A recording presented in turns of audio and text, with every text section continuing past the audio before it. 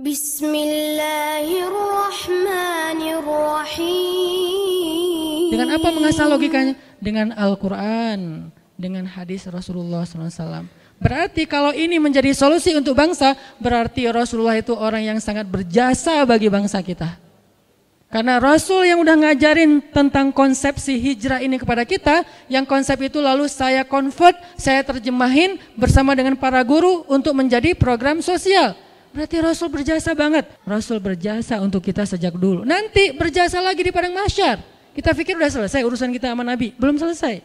Satu-satunya urusan dengan manusia yang dibawa sampai ke akhirat itu cuma Nabi loh. Kita dengan pasangan kita aja udah beres. Memang sehidup semati tapi tidak sehidup lagi. Sehidup lagi udah pisah. Ketemu lagi di surga ya kalau masuk surga dua-duanya. Kalau salah satu di surga yang salah satu di neraka, na'udzubillah min dzalik, maka dia akan dipasangkan lagi dengan pasangan yang sesuai dengan dia. Na'udzubil, kan gak rela banget ya, udah di neraka terus dia selingkuh gitu kan ya. Jangan sampai. Makanya kalau dua-duanya di surga balik lagi bareng. Makanya Rasul itu berjasa untuk kita bukan cuma di dunia teman-teman, sampai di padang mahsyar. Satu-satunya manusia yang teman-teman bisa lihat di YouTube beberapa booster saya tentang Rasulullah yang paling sibuk di akhirat, yang paling sibuk mengurus orang lain itu cuma satu orang, Nabi Muhammad SAW. Yang lain semuanya ngurus diri sendiri. Semuanya berlaku kalimat kullum ri'im minhum yawma idzin sya'nun yughnih. Semua orang pada hari itu sibuk dengan urusannya sendiri-sendiri. Illa Rasulullah SAW yang sibuk dengan urusan umatnya. Makanya nggak terputus urusan kita dengan Nabi, nggak terikat dengan zaman, tempat, terus sampai lintas zaman, dunia dan akhirat. Jadi kita balik lagi, ternyata pembahasan tentang orang munafik itu muncul setelah hijrah. Bukan di Madinah, setelah hijrah. Kenapa baru muncul munafik ini? Gerakannya, kekacauannya setelah hijrah. Karena Islam setelah hijrah itu mulai eksis. Sebelum hijrah, Islam itu tertindas.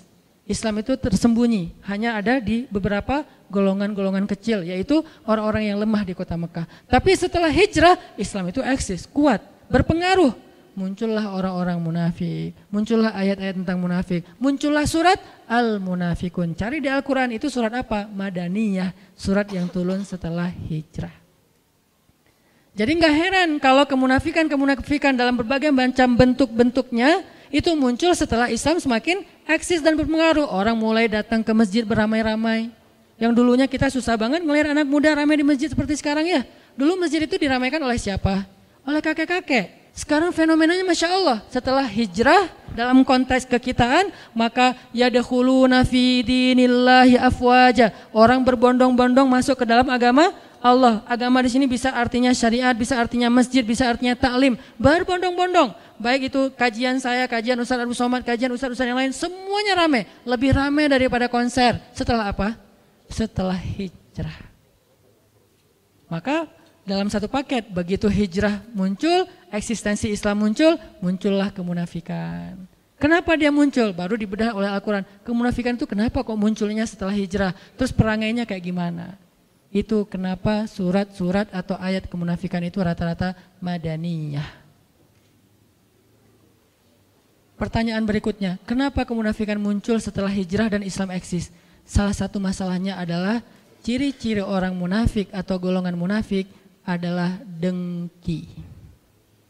Bahasa Arabnya hasadin. Makanya ada doa, min syarri hasidin idza hasad, dari kedengkian orang yang dengki. Dia dengki dengan keislaman, dia dengki dengan eksistensinya kaum muslimin. Dia dengki, dia nggak suka. Bahasa lainnya selain hasad apa? Ghillan. Makanya di dalam Al-Quran Allah mengajarkan kita juga doa, wala taj'al fi qulubina ghillal lil ladzina amanu. Ya Allah, jangan jadikan di dalam hati kami rasa dengki kepada sesama orang beriman. Jadi kalau kita dengki kepada kelompok-kelompok kaum muslimin gara-gara dia lebih eksis, maka jangan-jangan di dalam hati kita ada kemunafikan, wal iyadzubillah. Kalau kemunafikan itu baru di hati aja, maka ini masih munafik kecil. Kalau kemunafikan itu kemudian berbentuk cara kita, sikap kita menghalang-halangi kebaikan dan dakwah, berarti sudah masuk kemunafikan besar. Dan itu berlakulah ayat innal munafiqina fid darkil asfali minan nar, na'udzubillah. Kalau kemunafikannya masih dalam hati, masih kemunafikan kecil. Saya nggak suka ngelihat kajian itu rame. Saya nggak suka ngelihat masjid kok ramai sekali.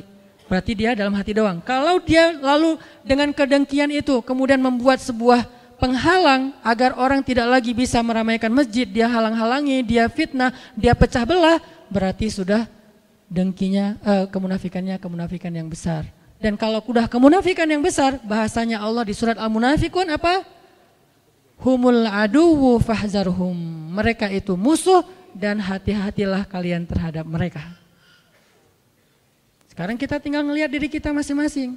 Apakah kita dengki terhadap kelompok sesama kaum muslimin? Taklimnya rame, taklim yang di sana rame, kajian yang di sana rame, festival yang itu kok rame banget, berbondong-bondong orang datang. Ada 1, 2, dan 3 sekarang ya. Masjid di sana kok ramai dengan anak muda, masjid di sana ramai dengan ibu-ibu taklim, yang di sana ramai dengan bapak-bapak atau kakek-kakek, masing-masing punya segmentasi yang berbeda-beda ya. Kajiannya berbeda-beda juga. Masjid di sana tuh kajiannya rutin, masjid di sana tuh hari Ahad, namanya jihad, pengajian hari Ahad, bebas.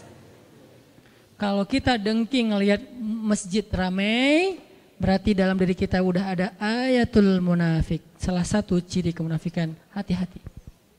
Kalau kita nggak suka ngelihat masjid ramai. Tapi kalau kita melihat bukan ke masjid ramainya, lebih ke urusan teknis, maka cari solusi, jangan dihalangi. Cara solusinya gimana? Ya udah batasi pesertanya, jangan rame-rame. Karena kenapa? Karena nggak memadai misalnya tempatnya. Atau carikan, yuk kita sama-sama dukung. Karena masjidnya udah ramai, parkir nggak ada. Ya udah, siapa yang mau meminjamkan lapangannya untuk parkir?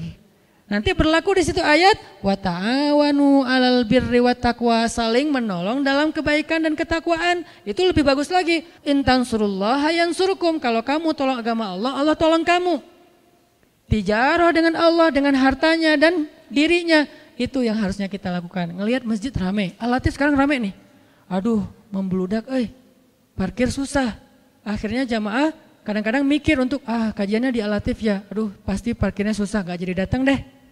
Sehingga yang datangnya setengah dari biasanya. Kalau di TSB datang karena parkirnya luas, tempatnya luas. Nah, kita carikan solusi. Kan gak mungkin setiap hari, setiap minggu juga di TSB karena mereka juga punya jadwal.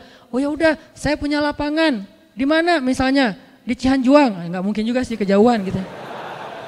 Saya punya lapangan daerah-daerah sini nih, daerah Cihapit. Pakai aja. Gak usah wakaf, tapi pinjam. Karena kalau wakaf mungkin agak berat, kita masih butuh ya. Pinjamin aja lapangan. Berarti kita mendukung agama Allah dan senang kalau masjid ramai. Kita sumbang apa yang kita bisa sumbang? Makanan atau apa aja biar nyaman jamaahnya. Berarti insya Allah di dalam hati kita itu ada iman. Kenapa? Hanya orang yang beriman yang senang melihat masjid itu makmur.